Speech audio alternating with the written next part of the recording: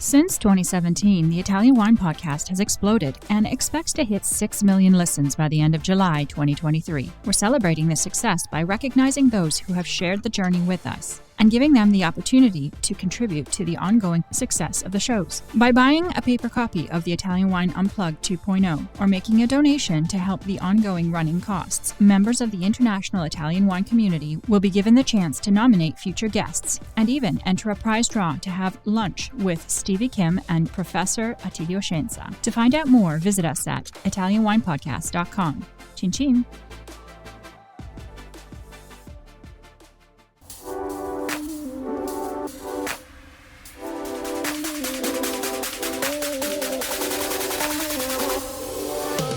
Welcome to another episode of On the Road Edition, hosted by Stevie Kim.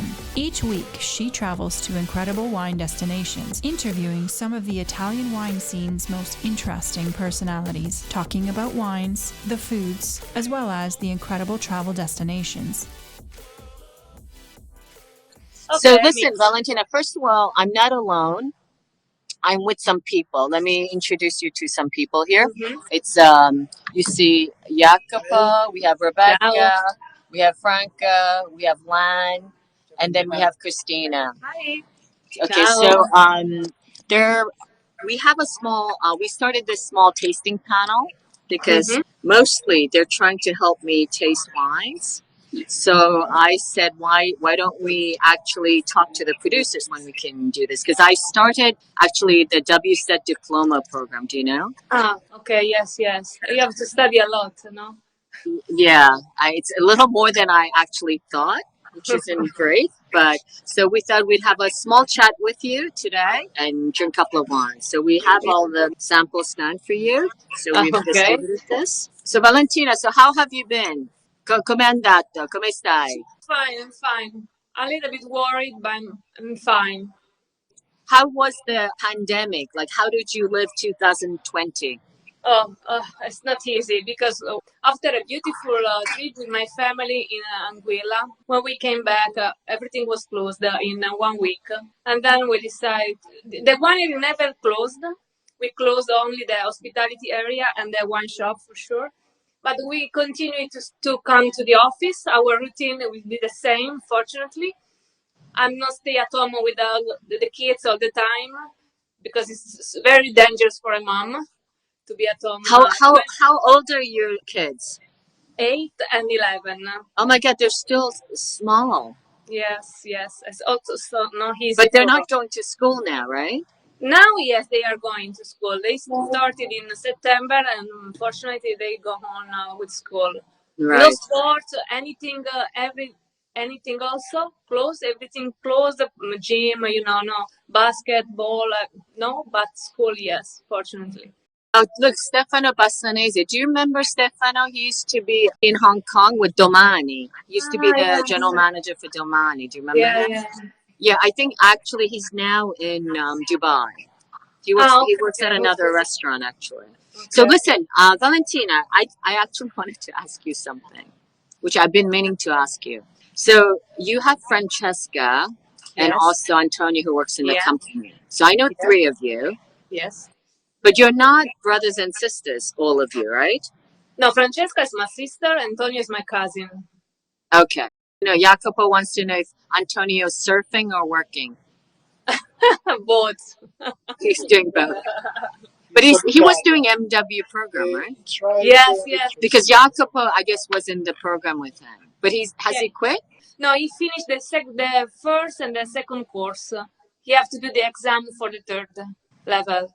Oh, okay. Actually, it's a little different, but that's okay. Listen, and what do you do? Like, what do you and Francesca do? Like, what are your roles in the company? Because you're 3rd generation, right? Mm-hmm. Antonio, for example, is the person in charge of agriculture because he studied enologist in Pisa. Francesca is the person that is following my father's path, the financial and administration area. And I'm the Your father is Franco. Franco, yes. Yeah, Franco. Yeah, Franco. Okay. And I'm the person for marketing and export and communication in general. Hospitality too. Yeah, because I met Francesca, and I'm like, she does look like, you guys look alike. So I'm like, they have to be siblings. But I wasn't sure about Antonio. At least now I know. Okay. Yeah. And also, I'll be taking some questions from you guys, if you have.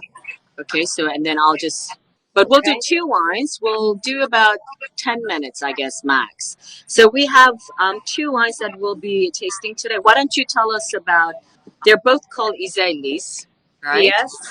We have the And what white. does that mean, Iselis? Isalis is the name of the land where we grow 2 particular grape varieties typical of the area around the winery in Serdiana. It's Nasco and Monica. The wine took the name from the vineyard. Okay, do we have Nasco in the book? Yeah. We do? We have Nasco in Unplugged. Okay, I'm just checking, my team to make sure I remember Monica. We've also tasted a lot of wines with Veneto International Yes. Academy. I think Nasco we've never tasted. I'm not sure. Before. It's very rare. What is the very production? Rare. It's rare, and also it's the wine that grow only around Cagliari, in the hill around Cagliari, very close to our area. It's a Nasco di Cagliari, the denomination. And usually is the wine that we use to produce a dessert wine. In 2014, we started with studying a kind of new version, a dry version. And at the moment, we are the only winery that produce a dry version of Nasco. Maybe this is the reason why you didn't taste before. It's very rare. Yeah, maybe it doesn't get outside of Cagliari. Yeah. No, what is the production? How many bottles do you produce? We produce 40,000 bottles of this version. 40,000? 40, Shit, yeah. That's a lot. For Nasco? And for example, for the dessert version, we produce only 10,000 bottles. Okay, so tell us a little bit about Nasco. Okay. Has anybody, listen, have you guys, I'm going to ask a question. Have you drank Nasco before? Anybody? Just this one. Oh, just your wine. What a surprise. Just your wine. That's a surprise. Okay, so tell us a little bit about this wine. This is the dry version. We started to produce this one in 14, as you told you before. And 3 years before, we started with studying this kind of version, because usually this grape grow to produce a dessert wine in Albarello system as a trading method, with a late harvest at the end of October usually.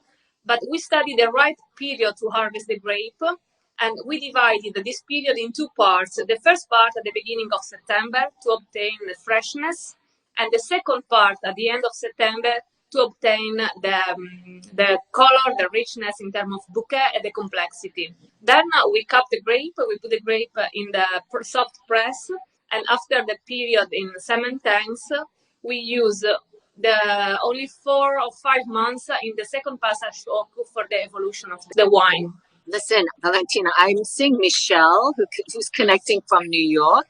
It's kind of early, so she's a great fan of yours. She says, love Argiolas. She's one of our, of course, ambassadors, and she's now working with Gino Colangelo. Okay, I know him. Right, okay. So Gino got lucky. We send Michelle his way. Okay. This so is what we're 100% of Nasco. We don't use any other kind of grapes to obtain this kind of bouquet and freshness also. Is it similar to any of the other indigenous grape that you have? No. We are also studying the connection between Nasco and the other varieties around the world, but it's very difficult to catch the similarity. Okay, so what we're going to be doing is, so one of the things that I do with the kids, I call them the kids, they're my kids. I do with my kids is that we translate the wines into WSET form, You know why? Because, internationally, that's kind of the standard tasting notes. So what we're trying to do is translate, your very beautiful tasting notes, but maybe, not everyone is familiar with the very peculiar notes that you have. So we make it more standard so that everybody understands it. So we'll do it, and we'll also publish it so that everyone has those standardized notes. That's one of the things that we're doing. Okay, yes. So we are doing almost the same, because we have the only positive thing in this period that is that we have time. And for example, every Wednesday we are organizing the tasting with our staff.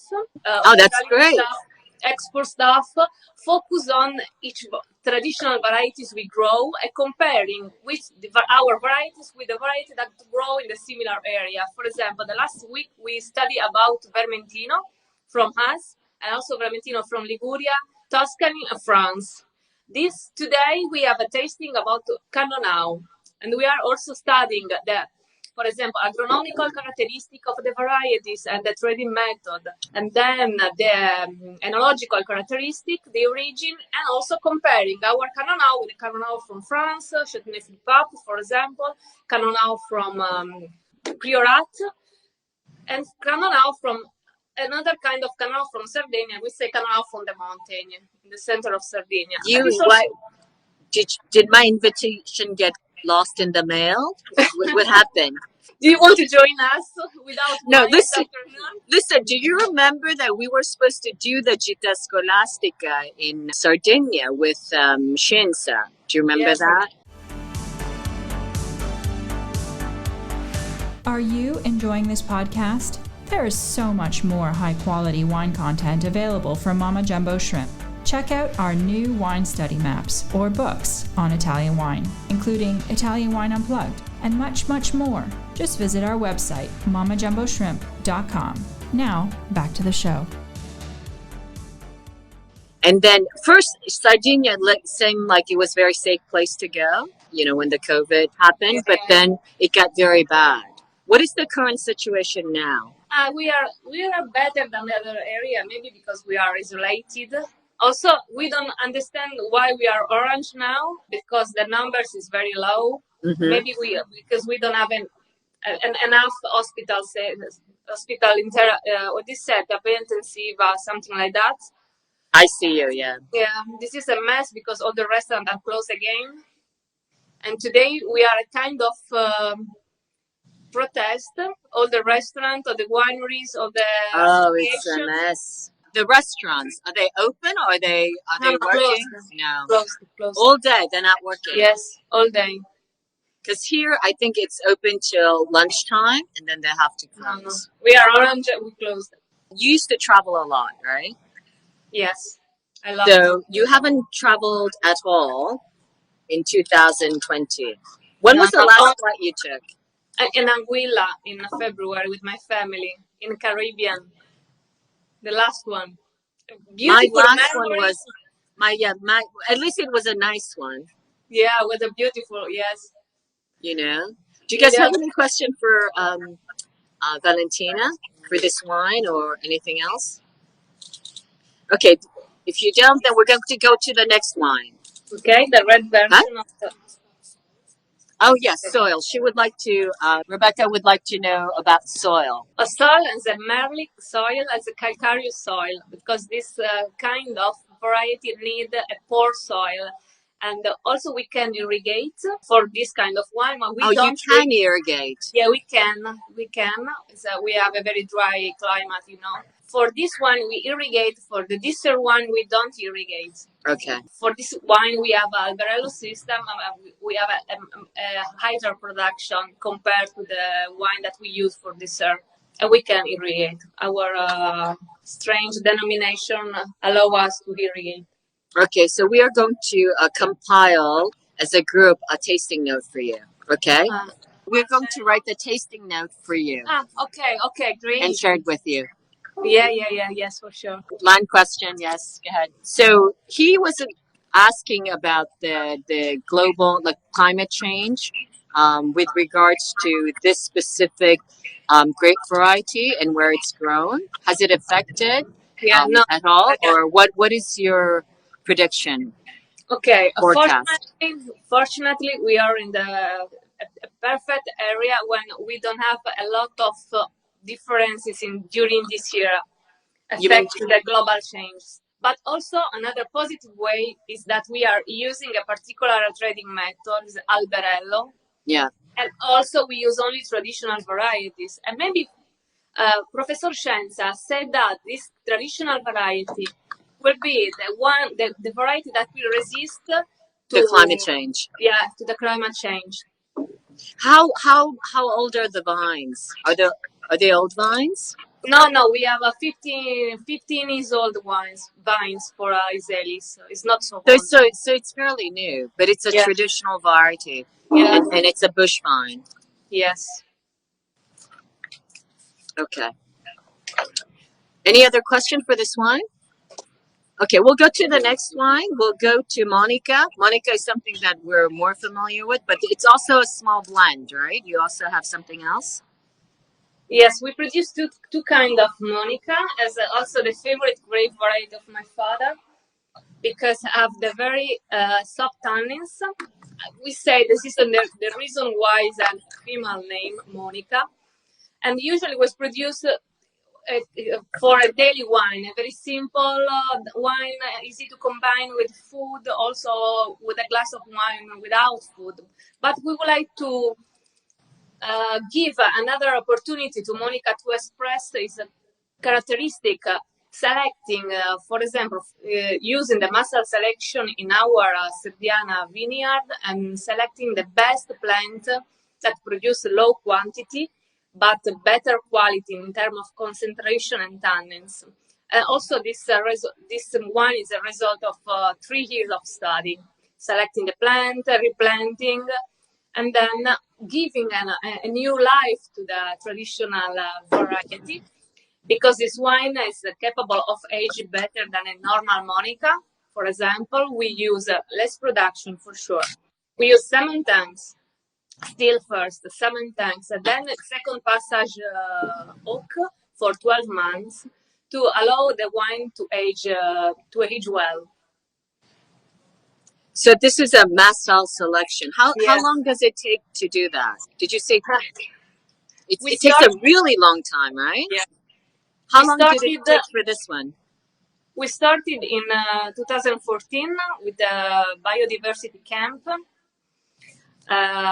We have selected 11 different Sardinian varieties all over the island, and we planted these varieties in different clones and combination to analyze, first of all, the agronomical characteristic of these varieties, and especially the clones. And then we replanted 2 years after to analyzing the enological characteristic, doing the microvinification. And then when we selected the best clones that can produce the kind of aging potential wine. It's a very long process, but very important to protect the biodiversity in Sardinia, because unfortunately we don't have any camp of any regional camp, as for example Sicily have a lot. We don't have, and we have to produce this material by ourselves. What does that mean, regional camp? For example, what you said, vivai, when you can plant the diversity of variety of clones and biotypes of a typical Sardinian variety. Usually you have regional camps when you can study. Okay. Capito. We'll ask Shensa. Okay. He comes here once in a while, so yeah. We actually do this. You should listen to us, because we do this thing called Everybody Needs a Bit of Shensa. We ask him questions, and then I just ask him a question. I go get a coffee. I do stuff, come back, and he's still talking. Great. All right. We have a Korea Sam. Hello from Korea. I saw Marco Gatti before. I'm surprised. Aren't people working, like this time of day? They don't have jobs. I don't know what they're doing connecting at this time. I saw a question about, it's not a 100% Monica.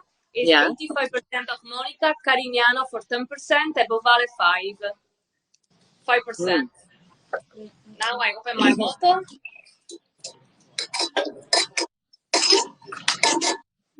But did you always decide to put in the blend, Carignano and also Bovale?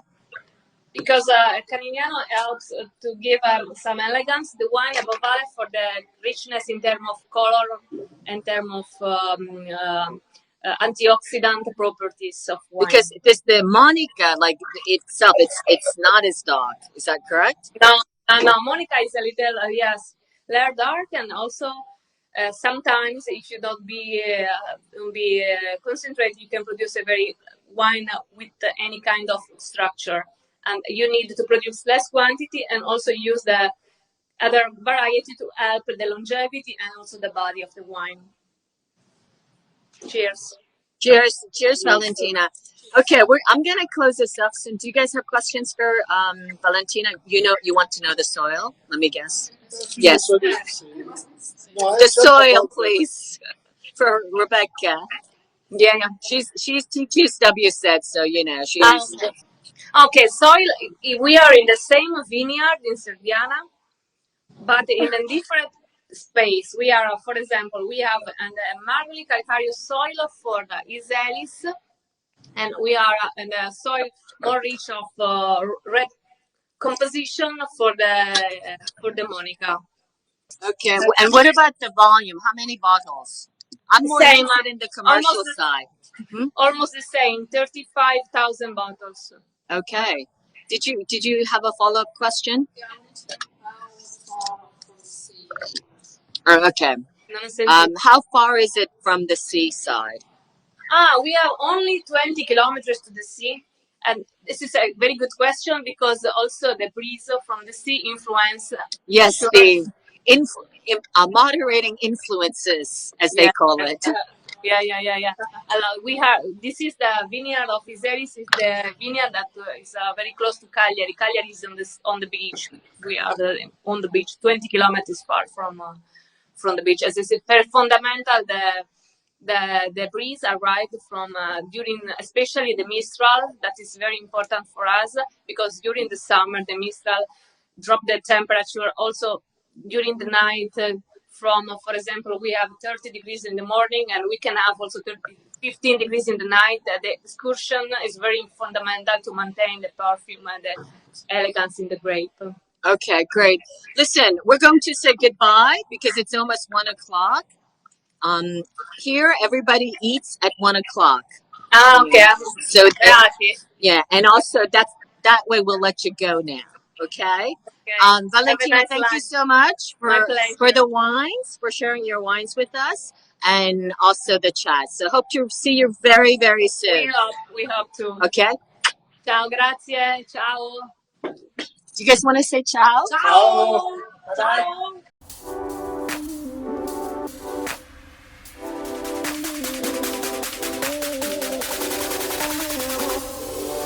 Thank you for joining us on another installment of On the Road Edition, hosted by Stevie Kim. Join her again next week for more interesting content in the Italian wine scene. You can also find us at ItalianWinePodcast.com or wherever you get your pods. You can also check out our YouTube channel, Mama Jumbo Shrimp, to watch these interviews and the footage captured of each location. Chin chin!